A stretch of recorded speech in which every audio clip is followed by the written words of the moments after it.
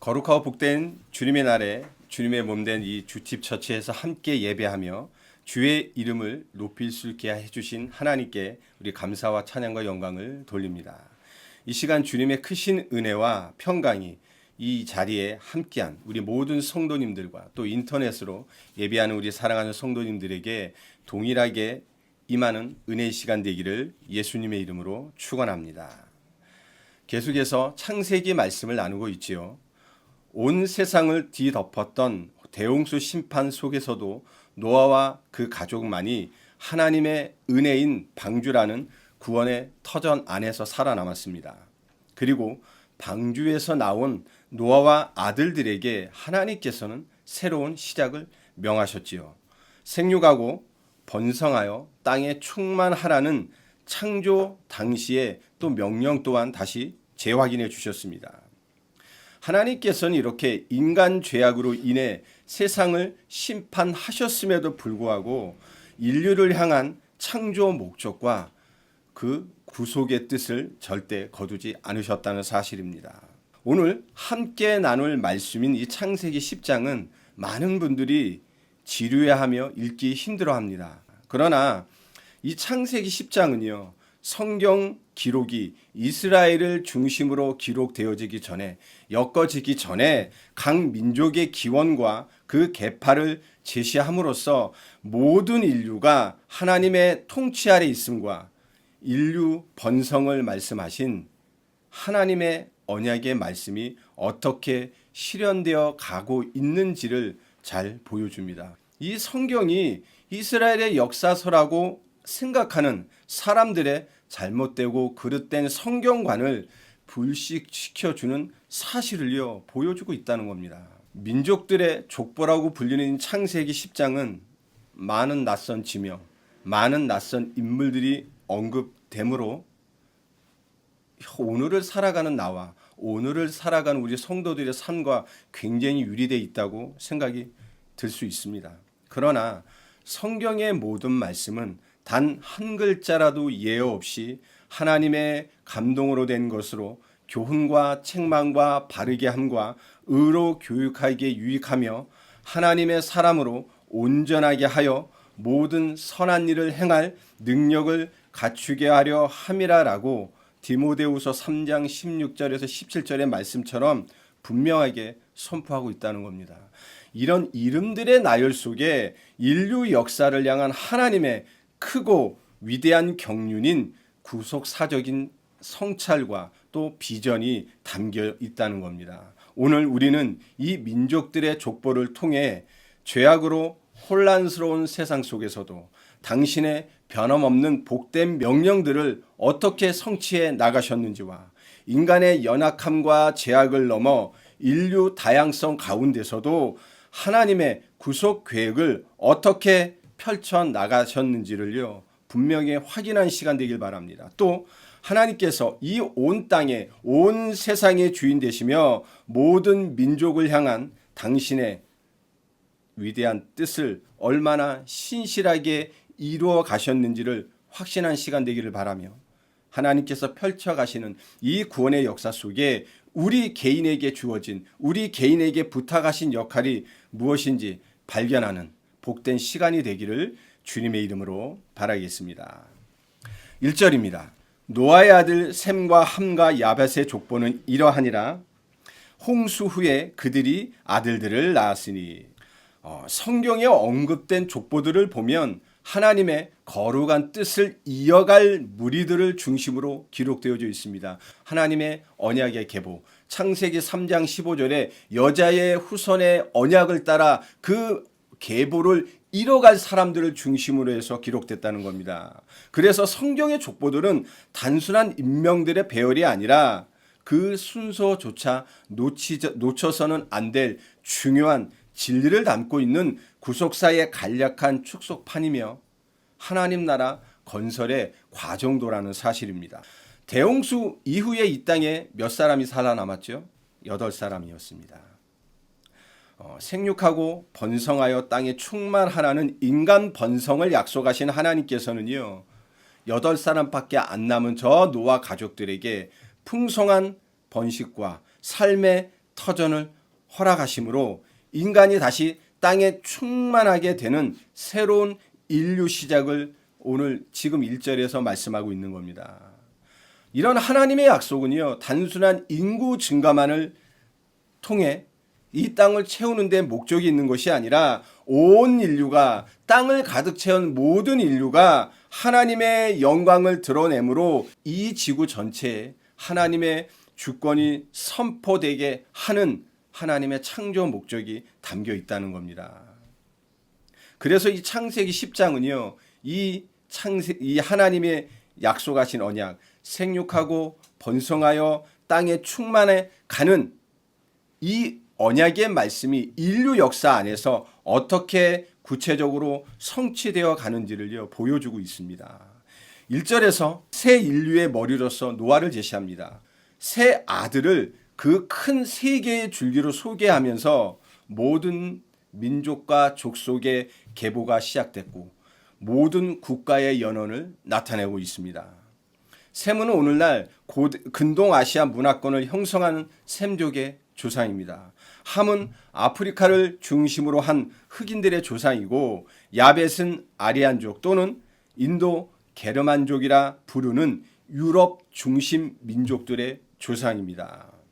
1절은 이렇게 모든 인류가 한 조상에서 시작됐다는 겁니다. 그리고 하나님이 저 유대인만의 하나님이 아닌 모든 민족들의 하나님 되심을요, 1절은 강하게 우리에게 보여주고 있는 겁니다. 그런 의미에서 창세기 10장의 족보는 성경의 다른 족보와 마찬가지로 여자의 후손, 곧 그리스도를 통한 하나님의 구속사역이 어떻게 준비되고 진행되어져 가는지를 보여주고 있는 겁니다.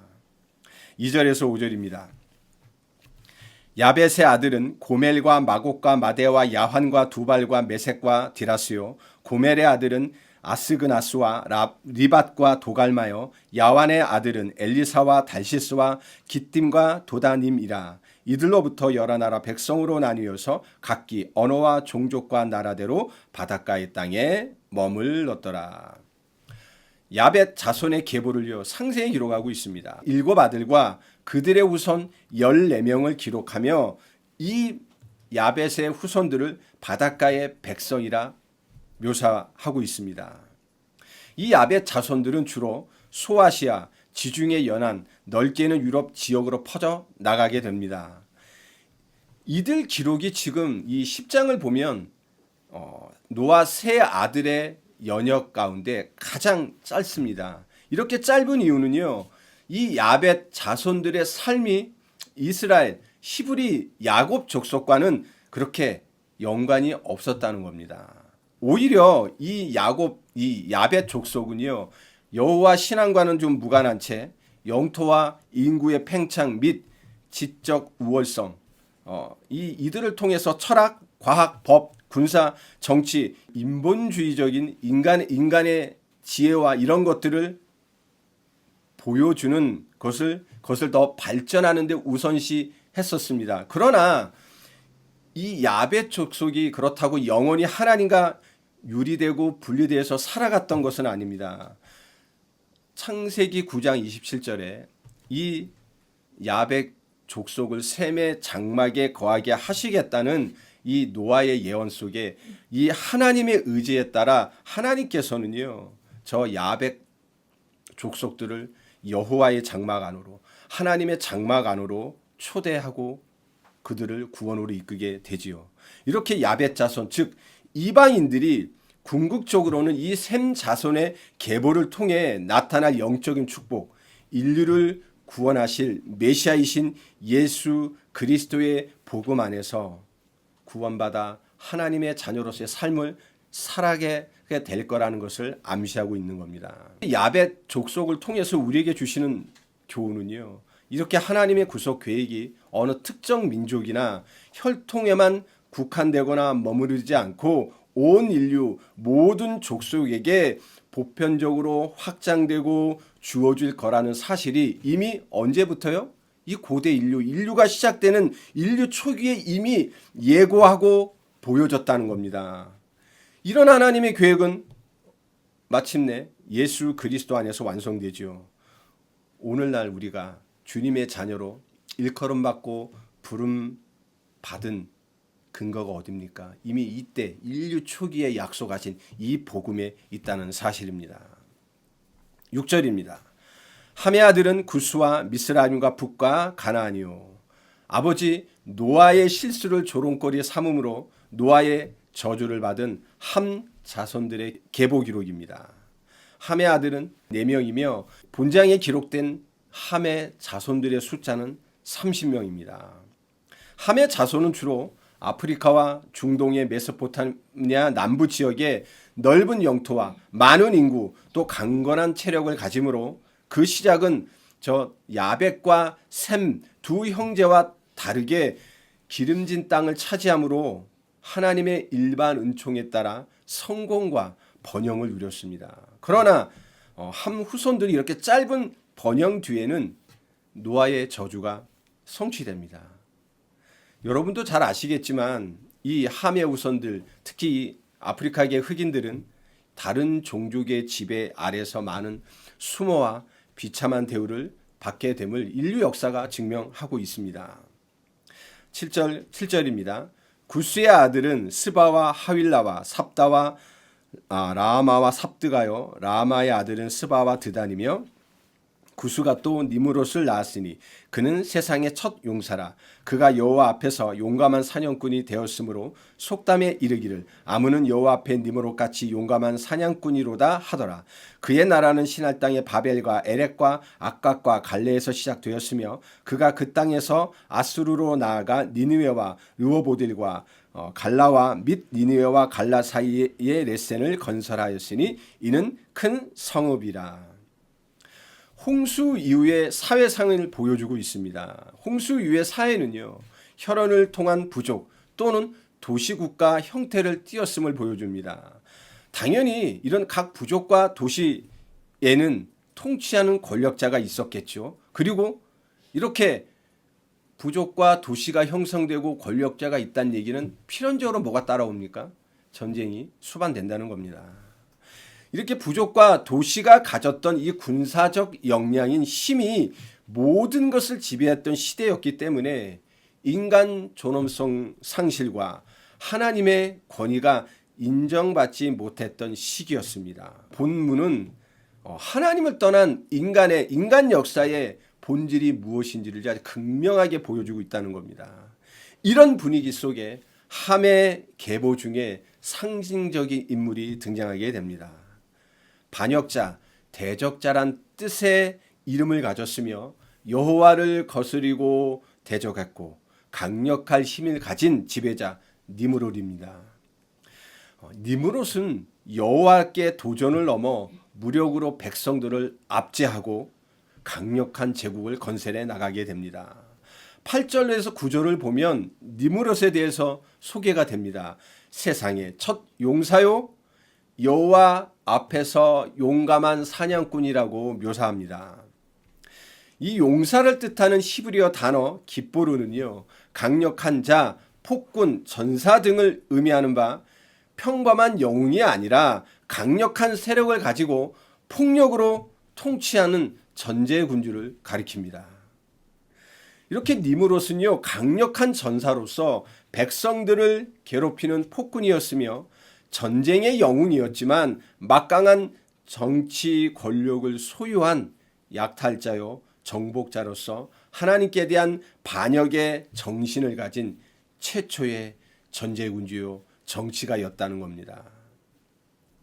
니므롯은요, 이 세상이 시작된 이래 처음으로 하나님께 대한 반역을 조직적으로 꾀한 폭군이었습니다. 9절을 보면 여호와 앞에서라고 말씀하고 있습니다. 이는요, 하나님 보시기에 특별히 뛰어나거나 칭찬받을 만한 뭔가 긍정적인 요소가 있다는 뜻이 아니라 하나님의 주권에 도전하고 대항함으로 자신의 힘과 권력을 하나님보다 더 높이려 했던 오만하고 도전적인 권력자였다는 아주 부정적 의미를 담고 있습니다. 그러면서 이 니므롯을 용감한 사냥꾼이라고 말하는데 이는 아주 난폭한 사냥꾼이란 뜻입니다. 이 말은요, 단순히 니므롯이 저 동물들을 음식으로 주어진 동물들을 잘 잡았다는 것이 아니라 바로 사람을 사냥하는 데 능했던 자라는 말입니다. 이렇게 니므롯은요, 하나님을 철저하게 배반하고 아주 하나님이 존귀하게 여기시는 하나님의 형상을 닮은 사람의 영혼을 아주 하찮게 취급했다는 겁니다. 10절을 보시기 바랍니다. 니므롯은 강력한 군주로서 자신의 나라인 반역국가 바벨론을 건설하게 됩니다. 신할 땅을 자신의 요람으로 삼고 4개의 성읍을, 그리고 그곳으로부터 아수르까지 영토를 넓혀서 그 땅에도 4개 성읍을 건축했음을 11절 12절은 말씀합니다. 인류가 흩어져 땅에 충만하라는 하나님의 명령과는 아주 대조적인 행동이었습니다. 바로 인간의 힘과 능력을 과시하며 스스로 거대한 세력을 구축하고 하나님 없이 잘 살아갈 수 있다고 생각했던 아주 인간의 교만하고 반역적 시도를요, 지금 10절, 11절, 12절은 보여주고 있는 겁니다. 참 안타깝지만 이 니므롯의 등장은요, 홍수 심판이라는 엄청난 심판을 경험했음에도 불구하고 인간들이 내재된 이 죄악된 본성이 여전히 강하게 남아있다는 사실뿐만 아니라 이제는 이 내재된 죄악된 본성에 끌려 더욱 교묘하고 조직적인 형태로 하나님께 대적하고 하나님을 배반하는 이런 일들이 이제는 시작되었음을 보여주고 있는 겁니다. 그러면서 13절부터 20절은 나머지 함의 자손에 대해서 말씀하고 있습니다. 이 미스라임은요, 히브리 단어를 소리 나는 대로 음역해 놓은 명칭입니다. 애굽을 상징하고요, 이 애굽을 중심으로 하는 족속들이 생겼다는 의미입니다. 함의 아들 가나안 후손들은 훗날 이스라엘 백성과 지속적으로 이렇게 대적하며 하나님의 구속사를 방해하려 했던 가나안 민족을 이루게 되는데, 이 또한 함 자손이 지닌 죄악된 특성과 그로 인한 비극적 결말이 이 구속사, 하나님이 이뤄가시는 구속사의 흐름 속에서 어떻게 작용하는지를 분명히 나타내고 있다는 겁니다. 21절입니다. 셈은 에벨 온 자손의 조상이요 야벳의 형이라. 그에게도 자녀가 출생하였으니 셈의 아들은 엘람과 아수르와 아르박삿과 룻과 아람이요 아람의 아들은 우스와 훌과 게델과 마스며 아르박삿은 셀라를 낳고 셀라는 에벨을 낳았으며 에벨은 2 아들을 낳고 하나의 이름은 벨렉이라 하였으니 그때 세상이 나뉘었으며 벨렉의 아우의 이름은 욕단이며 욕단은 알모닥과 셀렙과 히살마액과 예라와 하도람과 우살과 디글라와 오발과 아비마엘과 스바와 오빌과 하윌라와 요밥을 낳았으니 이들은 다 욕단의 아들이며 그들이 거주하는 곳은 메사에서부터 스발로 가는 길의 동쪽 산이었더라. 이들은 셈의 자손이니 그 족속과 언어와 지방과 나라대로였더라. 노아로부터 영적 축복을 받았던 맏아들 셈 자손에 대한 계보 기록입니다. 셈의 아들은 5명이었고요. 그 자손 수는 26명이 기록되었습니다. 셈의 자손들은 이란에서 메소포타미아 지역을 거쳐 시리아, 아라비아 반도에 이르는 지역을 차지했습니다. 오늘날 아랍 땅을 중심으로 그 나라들을 펼쳐가게 됩니다. 셈의 계보는 앞서 야벳이나 함의 계보와는 비교할 수 없는 하나님의 구속사 가장 핵심적인 통로입니다. 이렇게 셈의 족보를 세 아들들 가운데 맨 뒤에 위치시켰으면요, 앞으로 도래할 역사가 셈 계통의 인물들에 의해서 주도될 것임을 암시합니다. 또 하나님의 선물인 히브리인들이 이 계통에서 나오게 되죠. 그리고 하나님 나라 건설을 이루신 메시아이신 예수 그리스도께서도 이 혈통을 따라 오시게 됩니다. 또 이 셈이 이렇게 메시아 혈통의 조상으로 선택된 것은 철저하게 하나님의 주권적 선택이었다는 겁니다. 이를 통해서 인류를 향한 하나님의 구속과 구원의 인간의 행위나 노력이 아닌 오직 하나님께서 주도적으로 진행하시는 이름을요, 우리는 분명하게 알아야 됩니다. 구원에 있어서 인간의 노력과 인간의 의는 아무런 가치가 없다는 겁니다. 오직 하나님의 절대적인 주권 속에 은혜로 그냥 무조건적인 은혜 아래에서 선물로 구원이 주어진다는 사실입니다. 셈의 족보에서 유의할 점은요, 24절 25절에 나오는 셈의 증손자요 셀라의 아들인 에벨입니다. 이 에벨의 이 이름에 담긴 뜻을 보니까 건너온 자란 의미가 담겨 있습니다. 이 에벨이라는 이름 안에서 유대 민족을 가리키는 명칭 중 하나인 히브리라는 말이 유래되었기 때문에 히브리 민족의 기원을 찾게 됩니다. 이 에벨의 후손이 바로 하나님의 백성으로 선택받아 특별한 언약 관계를 맺게 될 아브라함과 이스라엘과 민족의 조상이 되는 히브리인입니다. 하나님께서 야벳 자손의 창대함과 문화적 번성, 함 자손의 강포함과 세상적인 강력한 권력의 추구 속에서 이렇게 셈 자손을 통해 당신의 특별한 언약을 신실하게 계승하시고 인류 구원을 위한 위대한 역사를 빈틈없이 펼쳐 나가고 있음을요, 이 셈의 족보를 통해 우리에게 보여주고 있는 것입니다. 온 세상을 향한 하나님의 복과 이 구원의 빛은 바로 이 셈의 계보를 통해 최종적으로 그리스도께서 오심으로 이루어지게 됩니다. 그러면서 이 에벨에게 아들 둘이 있었는데 맏아들 벨렉 때 세상이 나뉘었음을 25절은 말씀합니다. 벨렉이라는 이름에 담긴 뜻을 보니까 나뉘다라는 의미가 담겨 있습니다. 바로 바벨탑 삽건으로 인해서 언어 혼잡으로 고대 인류가 언어적으로, 지역적으로, 민족적으로, 정치적으로 구분되어졌음을 시사합니다. 인류의 죄와 그 결과로 인한 비극적인 분리 속에서도 하나님의 구원 계획은요, 좌절하지 않았습니다. 오히려 이런 혼란과 분열 속에서도 하나님께서는요, 이 셈의 계보, 에벨의 아들 벨렉의 계보를요 굳게 지키시고 보호하시면서 모든 인류에게 예비하신 이 구속의 길, 구원의 길을 흔들림 없이 이어지게 하셨다는 겁니다. 결국 이 계보를 통해 믿음의 조상 아브라함과 이삭과 야곱, 그리고 왕 다윗의 혈통으로 온 인류를 죄와 사망에서 구원하실 메시아이신 예수 그리스도가 이 땅에 오시게 되지요. 32절입니다. 이들은 그 백성들의 족보에 따르면 노아 자손의 족속들이요 홍수 후에 이들에게서 그 땅의 백성들이 나뉘었더라. 마지막 절은 1절의 반복이 아니라 이 족속들로부터 여러 민족이 나와서 세상으로 퍼져갔음을요 보여주고 있는 겁니다. 오늘 단순한 족보의 나열처럼 보이는 이 창세기 10장을 통해 인류 역사 전체를 향한 하나님의 세밀한 경륜을 확인했습니다.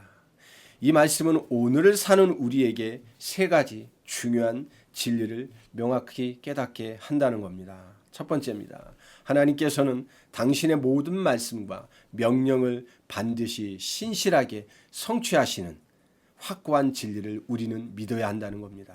그분은 전능하신 하나님이시지만 그분은 언약을 성실히 이행하시는 여호와 하나님이십니다.